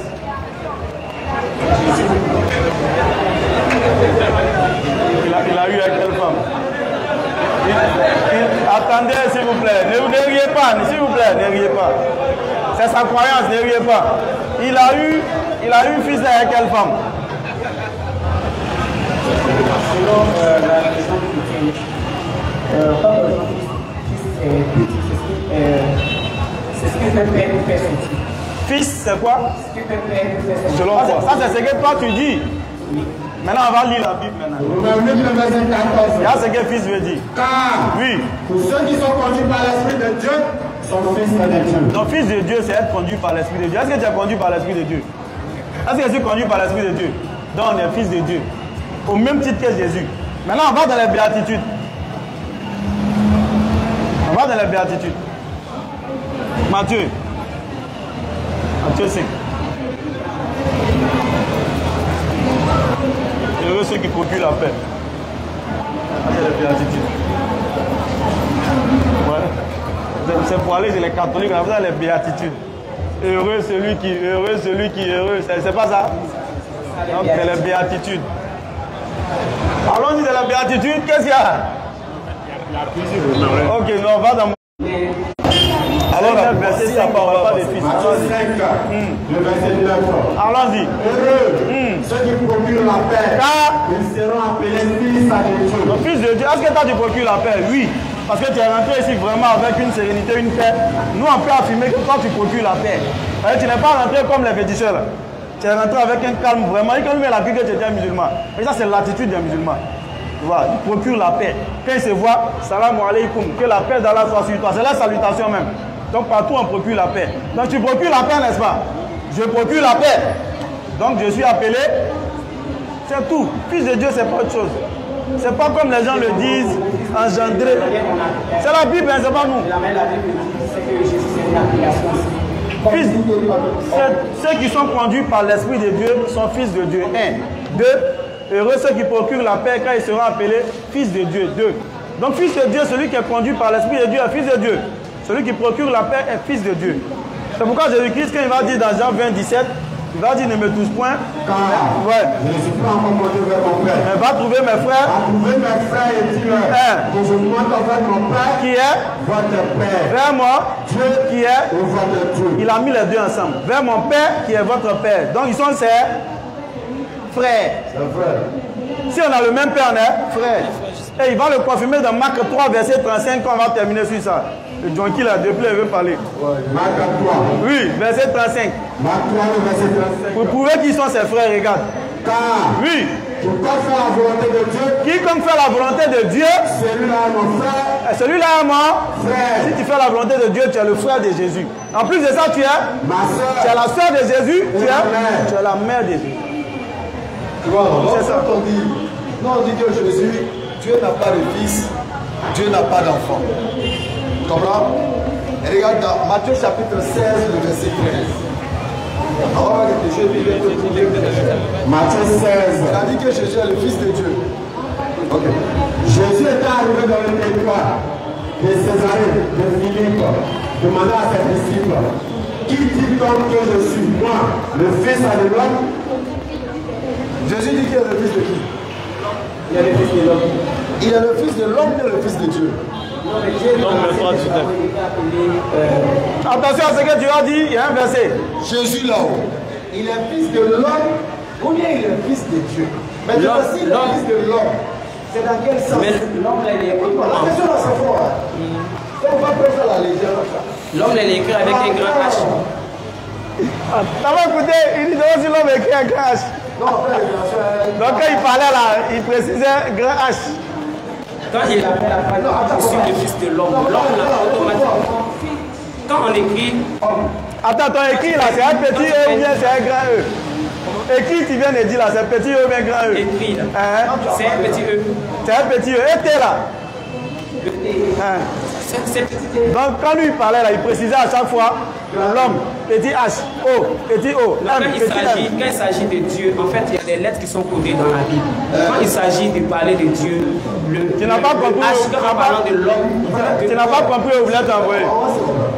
La question que je vais te poser, elle est problématique et elle est étouffante. Jésus dit dans Matthieu 16, 13, moi, le fils de l'homme. Oui, je sais, vous avez demandé l'homme là, il est écrit avec grand H. C'est pas aussi facile. La question n'est pas aussi aisée. Toi, tu dis qu'il est le fils de l'homme, fils de Dieu. Jésus dit qu'il est le fils de l'homme. Il est le fils de quel homme? Ça, c'est un. S'il est le fils de l'homme, comment il est le fils de l'homme et comment il est le fils de Dieu? D'accord. Je vous réponds. Pourquoi il est le fils de l'homme? Il est le fils de l'homme. Pour dire, il a pris la forme humaine. Comment? Alors comment il veut comprendre? Par le bien du Saint-Esprit. Comment? Par la manifestation du Saint-Esprit. Comment? Le Saint-Esprit est tombé sur la Vierge Marie. Et puis elle est tombée enceinte. Et puis elle a enfanté. Et puis Jésus est sorti. Elle a accouché par voie basse. Oui. C'est ça qui fait qu'elle est fils de l'homme, non? Oui. Maintenant elle est fils de Dieu comment? Par esprit. Comment? Parce que c'est l'Esprit de Dieu qui est venu habiter en elle. Comment? L'Esprit de Dieu est descendu en elle. Mais comment l'Esprit de Dieu est descendu en elle? Il y a eu un truc, comment dirais-je, l'ange Gabriel dans la Bible qui est apparu à Marie en lui disant qu'elle va enfanter. Elle va... Fais une pause. Ça c'est quand il est fils de Dieu, non? Oui. Maintenant quand il est fils de l'homme là, qui est venu encore? Qu'est-ce qui est venu? En tant que fils de l'homme là. Je comprends. En tant que fils de l'homme là, il a été conçu comment en tant que fils de l'homme? En tant qu'humain. Non, la question est forte pour lui, pas. La question est trop dosée. Tu as dit que c'est pas simple. Tu dis qu'en tant que fils de Dieu, le Saint-Esprit est descendu du ciel. Oui. Mais en tant que fils de l'homme là, ça s'est passé comment? Comment est-ce que... Elle a porté les 9 mois de grossesse. Donc le Saint-Esprit n'est pas descendu du ciel. Si. Hein? Mais puisqu'il devrait... Donc le Saint-Esprit est descendu du ciel. Oui, le Saint-Esprit. Donc quelle est la différence alors entre Jésus fils de l'homme et Jésus fils de Dieu? Puisque j'ai été conçu de la même manière. Non. Il est pleinement homme, il est pleinement esprit. Sur la base de son esprit, il est pleinement homme, il est pleinement esprit. Est-ce que toi tu n'es pas pleinement homme, pleinement esprit? Moi je suis pleinement homme, je ne suis pas pleinement esprit. Tu es pleinement homme. Qu'est-ce qui fait que tu es homme? Comment? Parce que je suis issu du spermatozoïde de mon père et de l'ovule de ma mère. D'accord, ensuite? Je suis un être humain, j'ai que le sang en moi. Tu as le corps, tu as l'âme, tu as l'esprit. Voilà. Ok. Donc tu es pleinement homme et puis tu es pleinement esprit. Ou bien l'esprit là c'est à moitié? c'est à moitié. L'Esprit de Dieu qui est en toi là, c'est à moitié. Ah bon? Oui, je ne suis pas pleinement instruit. Parce que moi, je suis venu d'un homme et d'une femme. Mais Jésus, lui, il est venu par le canal de l'Esprit, habité en elle. Et puis quand le temps est arrivé, il est revenu. Donc c'est quoi la volonté de Dieu alors? C'est quoi la volonté de Dieu? La volonté de Dieu, c'est de faire l'œuvre de Dieu. Est-ce que toi tu es né selon la volonté de Dieu? Est-ce que tu es Dieu? On va faire très court. Non, je ne suis pas Dieu. Tu n'es pas Dieu? Mais Jésus dit que tu es Dieu. Il dit pour ceux qui font la volonté de mon Père. Dieu dit que nous sommes des dieux. Nous sommes des saints ou des dieux. Quand tu prends le livre de Genèse, Dieu a dit quoi? Faisons l'homme à notre image, selon notre ressemblance. Donc tu es quoi? On a la ressemblance de Dieu, image et puis être la personne. Tu ressembles à Dieu comment? Tu ressembles à Dieu comment? Je ressemble à Dieu parce que j'ai physiquement, bon, on peut dire, j'ai une tête. Hein? J'ai une tête, des yeux. Dieu te ressemble. Donc Dieu te ressemble. J'ai une tête, tout. Dieu, effectivement, il a des yeux, il a des oreilles, il a une bouche, il a des sexe. Dieu esprit, il n'a pas de sexe. Est-ce que la femme est faite à l'image aussi de Dieu? Bien sûr, à la ressemblance de Dieu. Donc Dieu ressemble à qui? À toi ou bien à elle?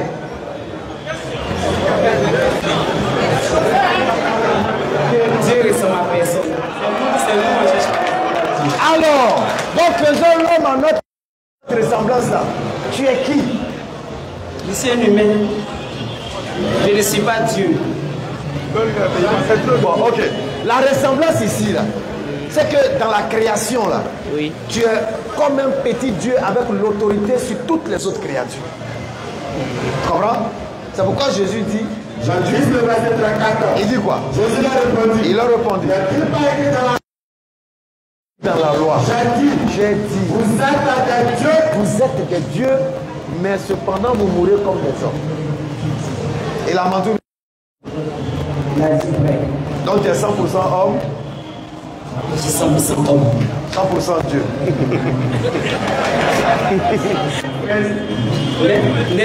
N'est-il pas écrit dans la loi? J'ai dit, quand Jésus parlait, vous êtes des dieux. Idée.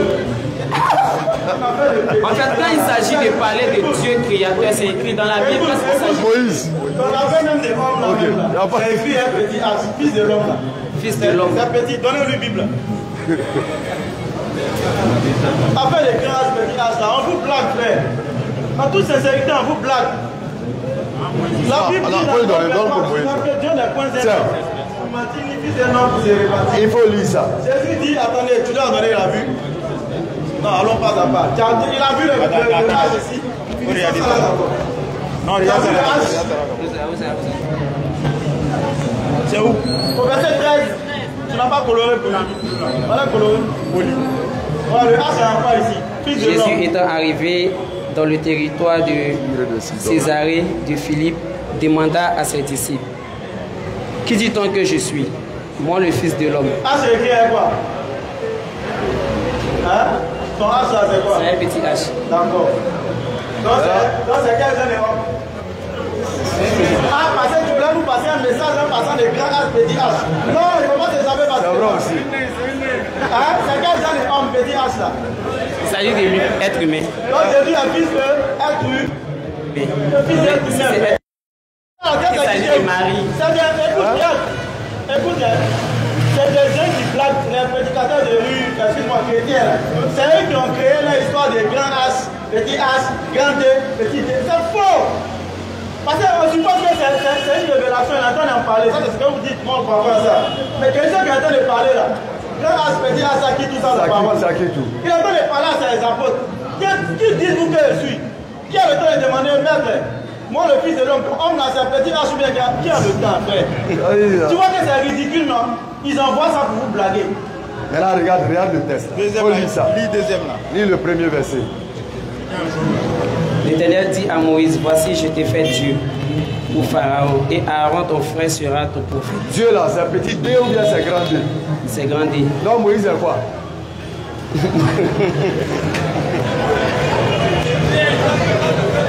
Moïse est quoi? Tu as vu non? c'est nous, on se met dans cette posture-là. Dieu, il est Dieu. Avec petit dos, il est Dieu. Avec grand dos, il est Dieu. Même sans dos, il est Dieu. Il n'a pas besoin de tout ça. Tu comprends, cher frère? C'est ça l'islam. L'islam, micro. L'islam force l'intelligence. Le Coran que tu vois là, il force l'intelligence. Il amène l'homme à ressortir ce qu'il y a de plus sain en lui, son intelligence. À la différence de toutes les autres croyances, où on te dit, il faut croire pour croire. Il ne faut pas demander, il ne faut pas interroger. La foi, c'est la ferme assurance. Faut pas... C'est-à-dire, on te met dans une position de sorte que tu deviens comme un animal qu'on peut contrôler. C'est pourquoi le livre de Somme fait très bien de nous sortir ce beau verset que tu vas écouter, Inch'Allah. Somme chapitre 32, à partir du verset 8.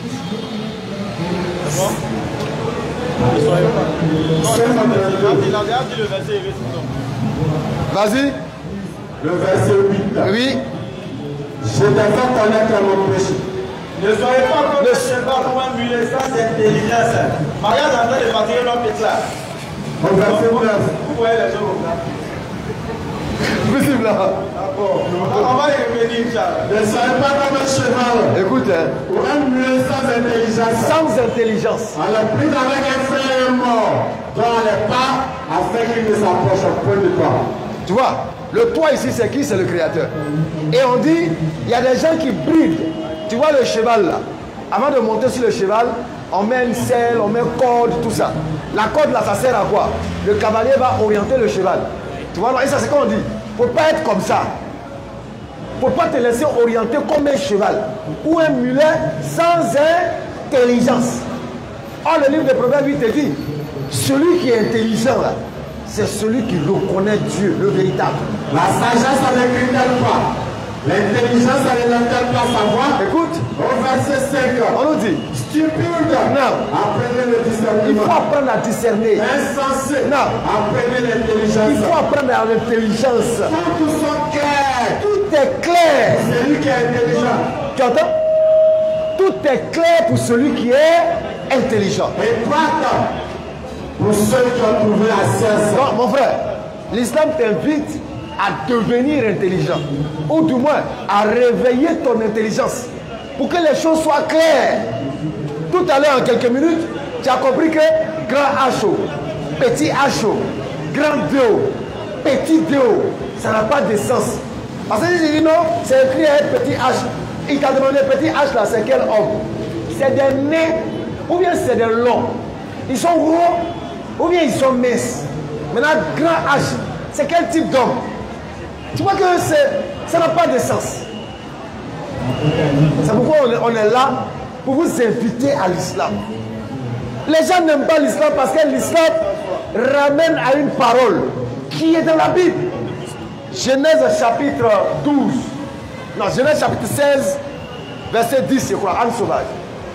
Les gens vous éloignent de l'islam parce que l'islam est un principe. C'est la Bible même qui va te permettre de comprendre ça.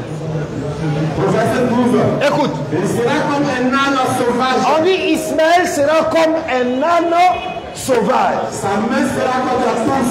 Et la main de tous sera contre lui. Et quand les chrétiens prennent ça, disent que voilà, on dit que les musulmans seront sauvages. Mais ils n'ont rien compris. On dit Ismaël sera comme un âne sauvage. C'est-à-dire un âne dans son état naturel. Est-ce que sauvage veut forcément dire brutal ou violent? Tu mets en liberté l'âne sauvage. Hein? Il a franchi le tout lien. J'ai fait du désert son habitation. J'ai fait du désert l'habitation de l'âne sauvage. De la terre salée sa demeure. La terre salée sa demeure. C'est lui qui tue dans la ville. C'est-à-dire tout ce qui se passe dans les villes là, lui, il n'est pas dedans. Il n'entend pas les cris d'un maître. Il n'a pas besoin d'un maître pour être orienté. Il parcourt la montagne. Il est soumis à la volonté d'Allah. Il est à la recherche de tout ce qui est fait. Maintenant, il sera un âne sauvage parce qu'il sera naturel. Ce n'est pas l'homme qui va l'éduquer selon ta Bible même. Ce n'est pas un homme qui a éduqué Ismaël. Il est resté à son état naturel, sauvage. C'est comme une mangue sauvage. Ça ne veut pas dire que la mangue là, elle est violente. Ça veut dire qu'elle est pure, elle est naturelle. N'est-ce pas? Donc un âne sauvage, c'est un âne qui est pur, qui n'a pas été domestiqué. qui n'a pas reçu l'apport d'un être humain. Et est dans son état sauvage. Et dans cette posture-là, les gens verront Ismaël comme une personne étrange. Parce qu'il sera dans le monde sans être du monde. Donc on le verra comme une personne étrange. Et à cause de cette posture-là, les gens vont se dresser contre lui. Lui aussi, il va se dresser contre les gens. Tu vois? Il n'a pas été éduqué par l'homme. Genèse chapitre 1. Regarde ce que Dieu dit. Dieu fut avec l'enfant. C'est Dieu lui-même qui est resté avec Ismaël. Pourquoi? Et puis il a grandi devant Dieu. Ça veut dire que c'est Dieu lui-même qui s'est occupé de quoi? De l'éducation spirituelle de Ismaël. Il est resté à son état naturel. Sa fitra n'a pas bougé. Dieu a dosé ça pour lui donner. Est-ce que tu vois? Donc on t'invite à cette communauté d'hommes naturels là.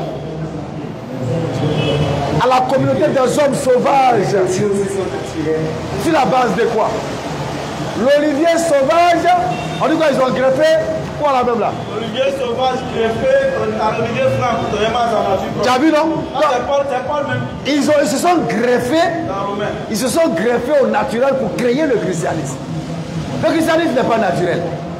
C'est une conception humaine. C'est une doctrine venue des hommes. C'est clair. C'est pourquoi Jésus a prévenu. Non, excusez-moi, le christianisme est la doctrine de Christ. De Jésus. On va faire simple. C'est pas. Pour Jésus, pour aller au paradis, qu'est-ce qu'on doit faire selon Jésus? Pour Jésus, pour aller au paradis, il faut faire la volonté de son Père. Il faut faire la volonté de son Père. Le Dieu unique. Il faut croire au Dieu unique, Jean 17, 3. Oui. Maintenant, pour les chrétiens, pour aller au paradis, qu'est-ce qu'il faut faire? Pour les chrétiens, c'est de marcher sur la doctrine de Christ, de Jésus. C'est de croire au Seigneur Jésus-Christ. Lecture. Romains 10, le verset 9. Voici pour les chrétiens. Si tu confesses de ta bouche. Si tu confesses de ta bouche. Le Seigneur Jésus. Le Seigneur Jésus. Et si tu crois dans ton cœur que Dieu l'a ressuscité des morts, tu seras sauvé. Donc pour les chrétiens là, pour être sauvé, il faut quoi?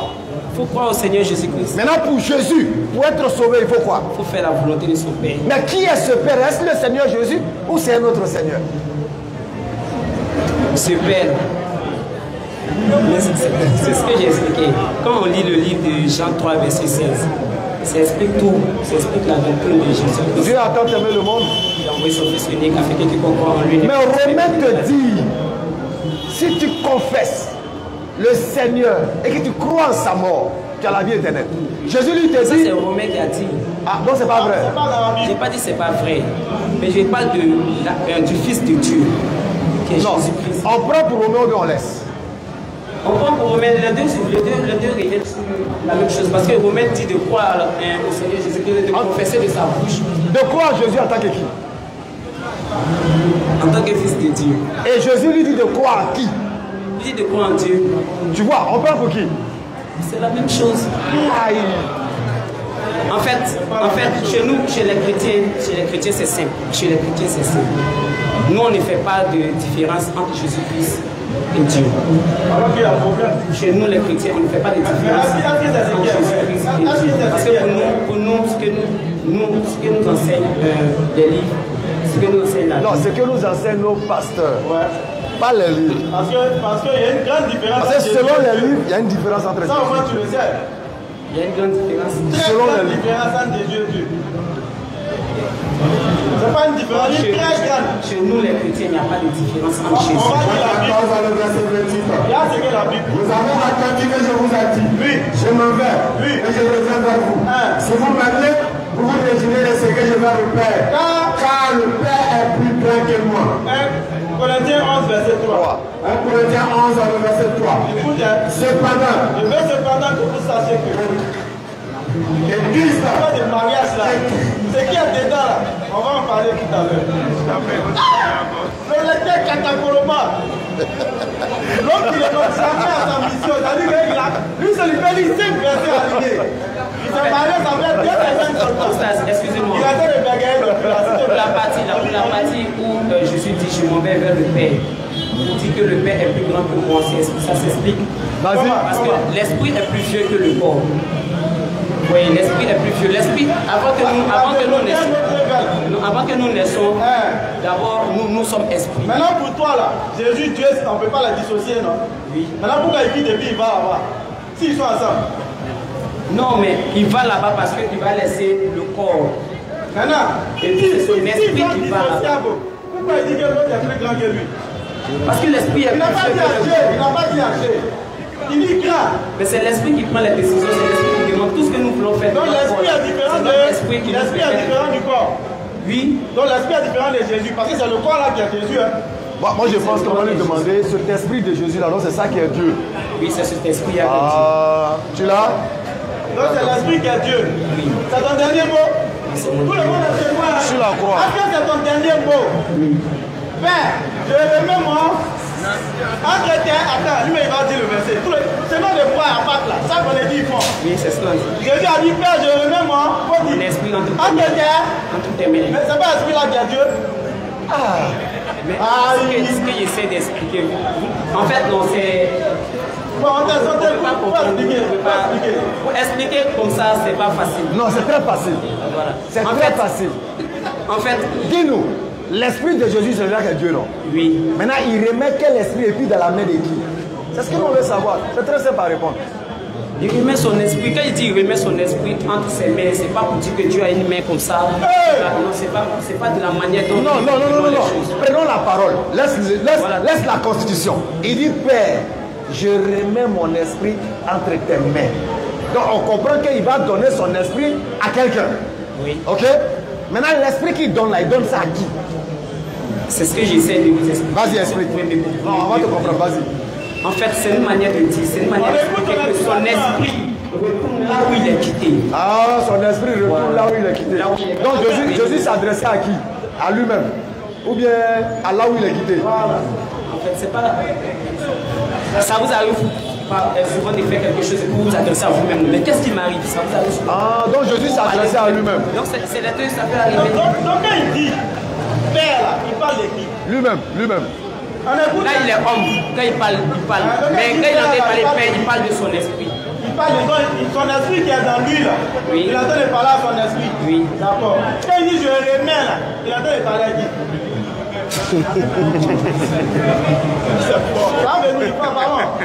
Boileau dit tout ce qui se conçoit bien selon les rimes, les mots pour le dire arrive aisément. Tu crois à cette citation de Boileau? Si tu n'arrives pas à dire aisément, c'est que ça ne peut pas se concevoir dans ta tête. Ton esprit n'est pas. Tu ne peux pas me dire que Jésus s'adresse à Dieu et il s'adresse à lui-même. Frère, tu es intelligent, il ne faut pas faire ça. Non, mais ce que je vais vous faire comprendre là, Jésus, en tant que le grand Dieu, en tant que le Dieu puissant, il a le pouvoir d'être en même temps sur terre et en même temps d'être sur terre. C'est comme ça nous on voit les choses. Lire Corinthiens 11, verset 3. Nous c'est comme ça on voit les choses. Jésus est le Dieu puissant. Parce que Jésus est omniscient, omnipotent. Jésus est le Dieu puissant. Je veux savoir, Jésus est le Dieu puissant. Oui. Lis le verset, on voulait lire, on l'avait laissé, on va relire. Oui, je veux cependant que vous sachiez que Christ, oui, Christ c'est qui?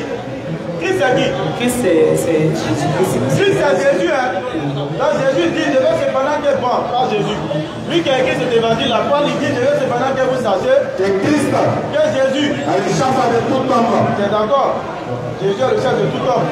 L'homme est le chef de la femme, la femme. D'accord, continue. L'homme est le chef de la femme. Tu es toujours d'accord, hein? Oui. Et que Dieu est le chef de Christ. Qui est le chef de qui? Dieu est le chef de quel Dieu? Bon, s'il vous plaît, vous pouvez lire le verset de Ésaïe 9, verset 5 là. Je veux comprendre quelque chose.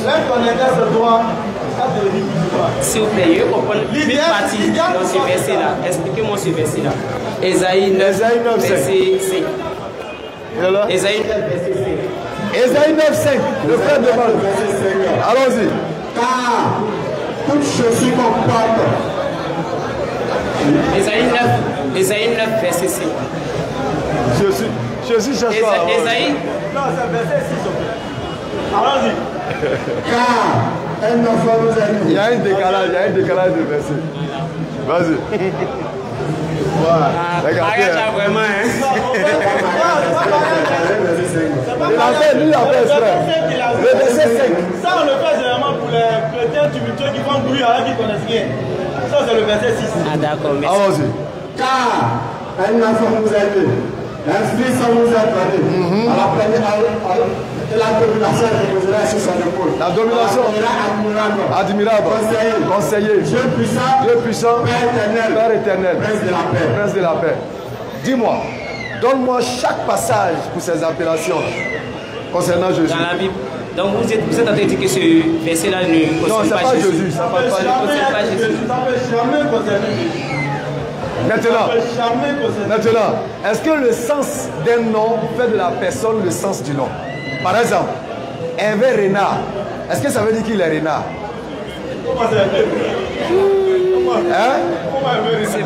Vous dites que ce passage ne parle pas de Jésus. Non, allons doucement. On l'appellera Père éternel, Dieu puissant, conseiller, etc. Avant d'arriver dans ce passage, d'abord, Esaïe même annonçait la venue de Jésus. Non, la naissance de qui? La naissance de Jésus. De Dieu. Il annonçait la venue de Jésus, Esaïe. De Dieu ou de Jésus? La naissance de Dieu ou de Jésus? La naissance de Dieu. Ok. Avant que ce passage n'arrive, Esaïe annonce la naissance de Dieu. Ok. Et ce passage, vous dites que ça ne parle pas de Jésus. Donc ça parle de la naissance de Dieu. Oui, de Dieu. La naissance de Dieu. Oui. Donc Dieu est né comme toi. Jésus-Christ est Dieu. Non, j'ai compris. Donc Dieu est né comme toi. Oui. Mais il est né comme nous, comme les humains. Il est venu sur la terre comme les humains. Mais il n'est pas venu par le spermatozoïde d'un homme. Il est venu en habitant par une femme. Il est venu comme la femme était un canal. Que Dieu vienne. Comme depuis là, tu parles de spermatozoïde. Spermatozoïde ne peut pas respirer là. Tu as nous dit Adam aussi, il est né avec quel sperme? Si tu finis, tu nous dis Ève aussi, elle est né avec quel sperme? Parce que Adam est fils de Dieu selon le livre de Luc. Oui. Maintenant, Adam est fils de Dieu, il est né avec quel sperme? Mais Adam n'a pas été appelé Dieu Tout-Puissant. Mais il est appelé fils de Dieu? Oui. Alors, où Jésus a été appelé Dieu Tout-Puissant? Montre-moi le passage. Non. Bon, ok, regarde. Ismaël s'appelle Dieu entrant. Est-ce que Ismaël est Dieu pour autant? Est-ce que Ismaël est Dieu? Non. Tu vois, non? Donc, la signification d'un nom, là, ne fait pas de la personne la signification, mais la signification du nom, selon la Encyclopédie catholique, ça définit la mission de celui qui porte le nom. Est-ce que tu vois? Voilà. Donc, cette personne va dire, on va l'appeler Dieu puissant. Qui est Dieu puissant? Non.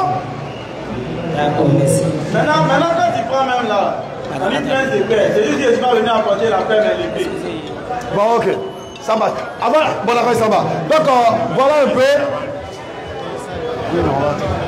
Donc, voilà un peu ce que l'islam veut vous amener à comprendre. À ouvrir le Al-Furqan, le discernement, pour dissocier la vérité du mensonge. Et ne pas tomber dans l'erreur. Accrochons-nous à la salat. Accrochons-nous à l'adoration. Accrochons-nous au rite de l'islam. Parce qu'il n'y a rien de meilleur.